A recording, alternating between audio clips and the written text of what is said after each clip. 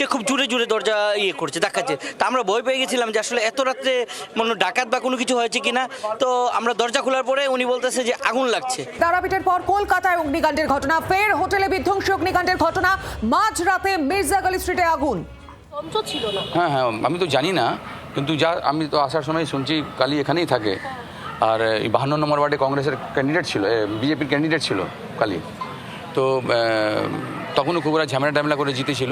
তো বলছে যে প্রচুর ইলিগাল করেছে, ওরা প্রচুর ইলিগাল করেছে। আর যেসব হোটেল রয়েছে সেগুলো ইলিগাল, তাদের বিরুদ্ধে কি ব্যবস্থা নেওয়া? হ্যাঁ, ব্যবস্থা নেওয়া উচিত। তো আমি তো বলবো যে ভাই খুব দরকার এটা শিক্ষা নেওয়া দরকার ছিল। ওটা হওয়ার পরই ওই যে না তারাপীঠ না, আমাদের বড়বাজারেই ঘটনা ঘটেছিল। 15-20 জন মারা গেছিল।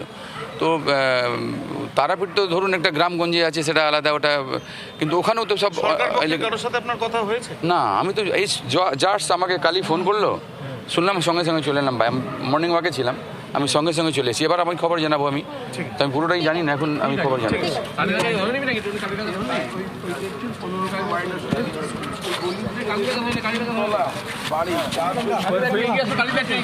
400 স্কোয়ার ফিট ছাদ ছিল, ছাদ 400 স্কোয়ার ফিট।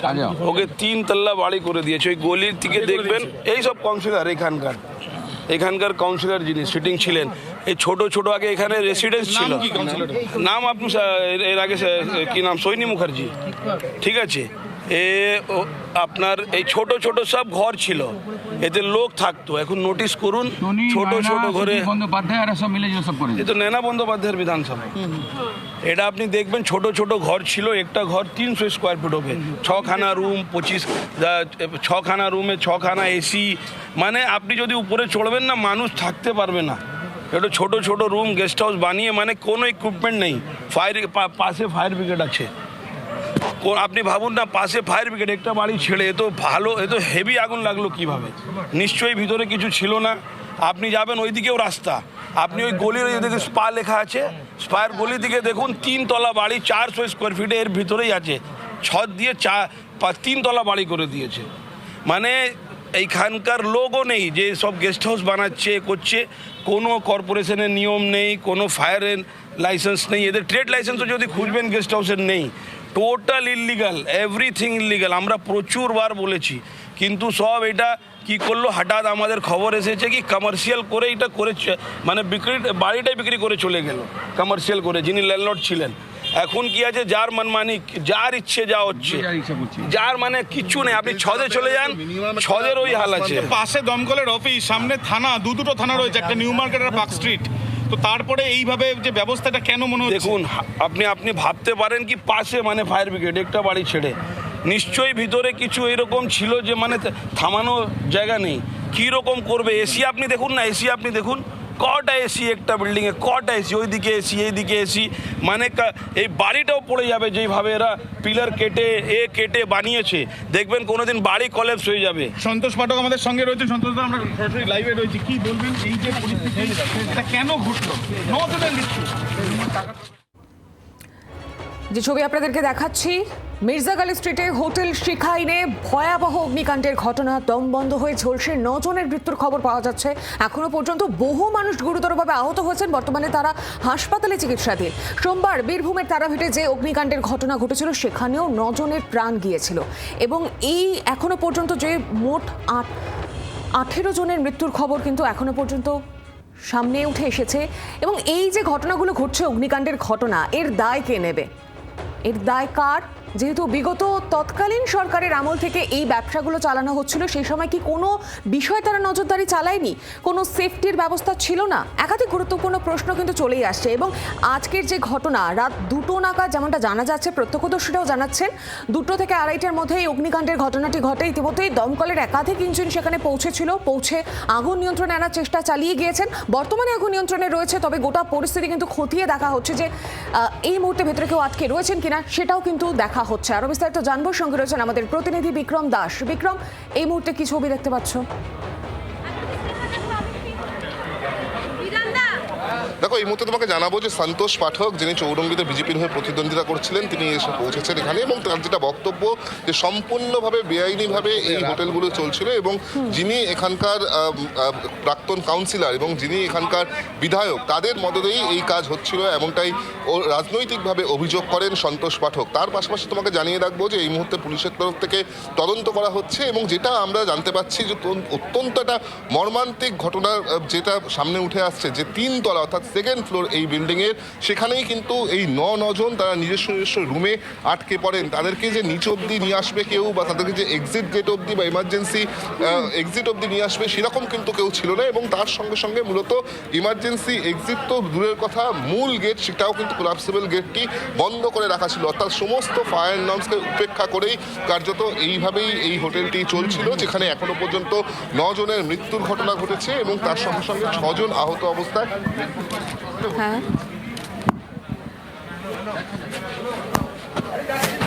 একেবারে বিক্রম, তোমার মাধ্যমে সে ছবি আমরা দেখছি, তুমি সঙ্গে থাকো।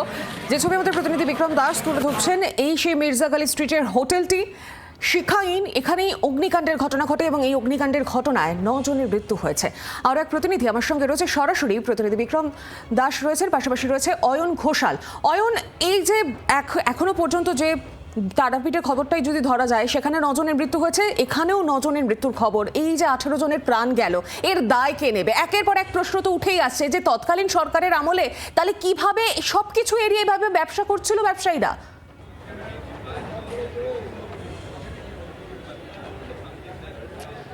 প্রাক্তন সরকারের আমলেই ঘটেছিল বড়বাজারের ঋতুরাজ হোটেলের মর্মান্তিক অগ্নিকাণ্ডের ঘটনা। অনেকটা অনুরূপ ঘটনা, সেই কালো ধোঁয়া, সেই সিঁড়ির ল্যান্ডিং বা লিফটে আটকে থাকা এবং সেখানেই মর্মান্তিকভাবে দমবন্ধ হয়ে মৃত্যু।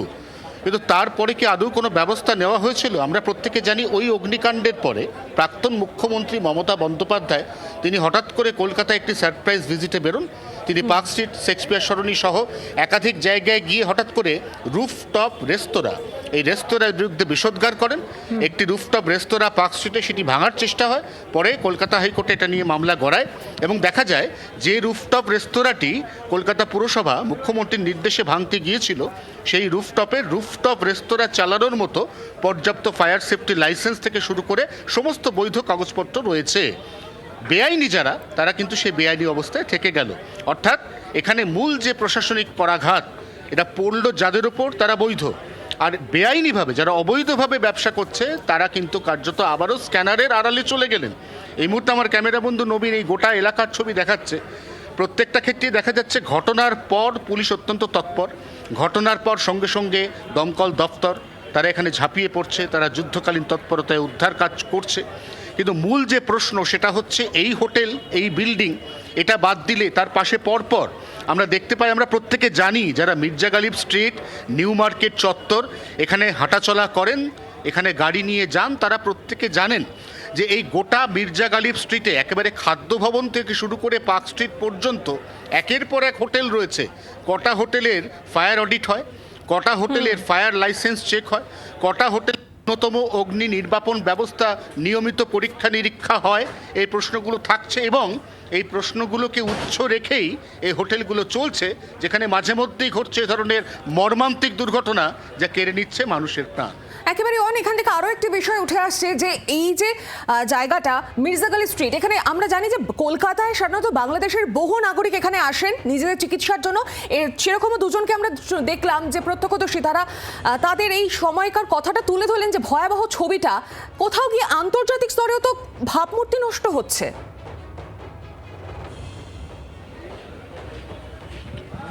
নিঃসন্দেহে যদি বিদেশি নাগরিকদের এই ধরনের ঘটনায় মৃত্যু হয় তাহলে এর অভিঘাত, এর জল অনেক দূর গড়ায় এবং এক্ষেত্রে এখনো পর্যন্ত প্রাথমিকভাবে কলকাতা পুলিশ অর্থাৎ নিউ মার্কেট থানা এবং কলকাতা মেডিকেল কলেজ কর্তৃপক্ষের তরফ থেকে দেওয়া যে তথ্য, এই তথ্য অনুযায়ী যে 9 জনের মৃত্যু হয়েছে, 6 জন পুরুষ, 2 জন মহিলা এবং 1 জন শিশু, এদের সিংহভাগ বাংলাদেশের নাগরিক।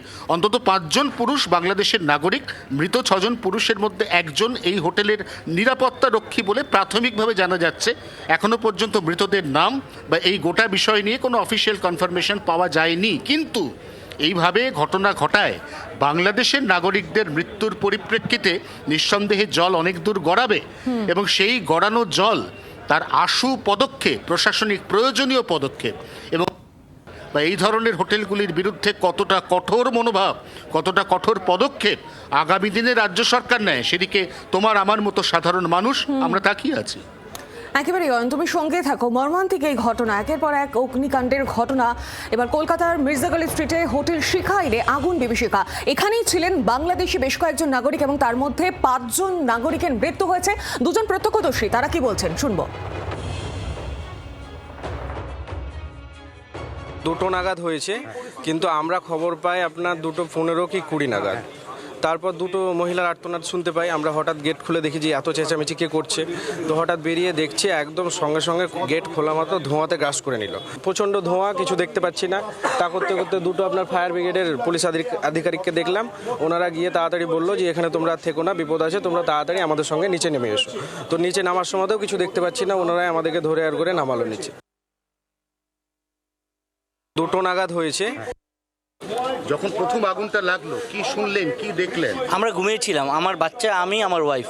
তো আমার বাচ্চার অপারেশন হয়েছে, তো তখন রাতে এখানের যে হোটেলের যে হোটেল বয় সে খুব জোরে জোরে দরজা করছে, দেখাচ্ছে। তা আমরা ভয় পেয়ে গেছিলাম যে আসলে এত রাত্রে মনে ডাকাত বা কোনো কিছু হয়েছে কিনা। তো আমরা দরজা খোলার পরে উনি বলতেছে যে আগুন লাগছে, বিল্ডিংয়ে আগুন লাগছে, নামেন। তো বাচ্চা নিয়ে কোনো রকমে মানে নেমে পড়ছি ব্যাগ টেক রেখে। কোন ফ্লোরে কত নম্বর ঘরে ছিলেন? আমি 4 নাম্বার তাইবা হোটেলের 4 নাম্বার রুমে ছিলাম, ফার্স্ট ফ্লোরে। এর আগে এই হোটেলে থেকেছেন? না, এটা ফার্স্ট টাইম। দাদা, আপনি এর আগে এই হোটেলে? না, আমি ফার্স্ট টাইম হোটেল ভিনটেজে ছিলাম। আমি একদম ওই যে লিফটের পাশে যেটা ছিল। ঢাকায় বাড়ি? জি জি। আপনার বাড়ি? আমারও ঢাকা মিরপুরে। ঢাকা মিরপুরে বাড়ি। রাত 2টার দিকে আমরা হোটেলে শুয়েছিলাম, তখন দেখলাম যে মানুষ চিকলি করছে। তার আমরা দৌড়ে বেরিয়ে আসলে দেখলাম উপরে আগুন লেগেছে। সাথে সাথে ফায়ার সার্ভিস এসে কাজ করেছে। এখানে 1 সেকেন্ডও দেরি করে না ফায়ার সার্ভিস। সবাইকে বার করার পরে দেখা গেল যে প্রায় 9 জনের মতো মৃত্যু ঘটেছে। আমরা তো এখন পর্যন্ত সেটা জানতে পারি নাই। আমরা তো বাংলাদেশের জি, ঢাকা।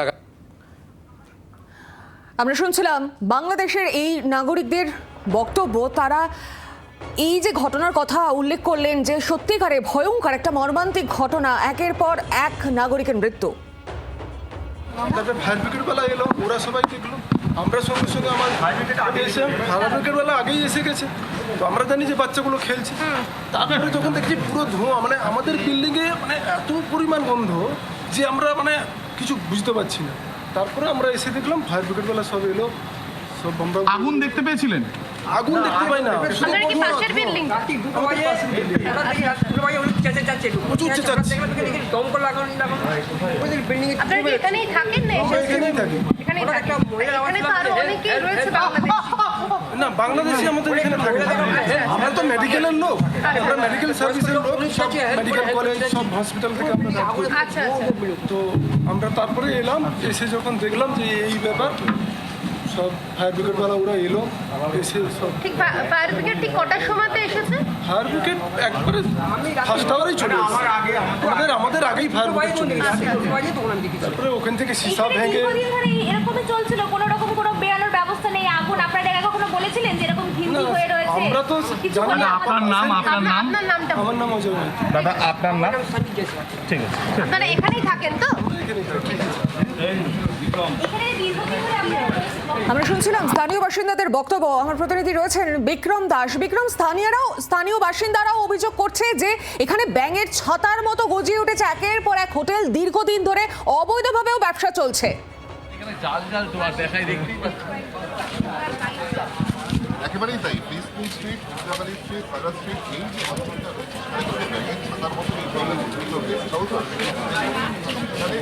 শোনা যাচ্ছে বিক্রম? ফায়ার সেফটি নর্মস মানা হয় না, এমনটাই অভিযোগ। নির্দিষ্ট যে হোটেলটিতে একেবারেই তোমাকে যে বিষয়টা আমি জানাচ্ছি যে নির্দিষ্টভাবে এই যে মির্জাগলি স্ট্রিট, সাদা স্ট্রিট এবং তার সঙ্গে সঙ্গে যেটা জানা যাচ্ছে যে এই ফ্রি স্কুল স্ট্রিট এলাকা, সেখানে কিন্তু ব্যাঙের ছাতার মতন কার্যত বিভিন্ন হোটেল গজিয়ে উঠেছে। এবং সেখানেই কিন্তু আমরা যেটা জানতে পারছি যে মূলত এই নির্দিষ্ট হোটেলটি, সেখানে কোনো রকম কোনো অগ্নি নির্বাপক ব্যবস্থা ছিল না এবং একই সঙ্গে যে সমস্ত ফায়ার নর্মসগুলি মানার কথা সেগুলি মানা হয়নি। ন্যূনতম যে ফায়ার এক্সিট বা এমার্জেন্সি এক্সিট সেটা পর্যন্ত ছিল না, এমনটাই অভিযোগ। এবং তার সঙ্গে সঙ্গে যেটা দমকল আধিকারিকরা জানাচ্ছেন যে ফায়ার অ্যালার্ম থেকে শুরু করে কোনো কিছু সেখানে উপস্থিত ছিল না। বিক্রম, যদি একটু স্থান পরিবর্তন করে কথা বলা সম্ভব হয়।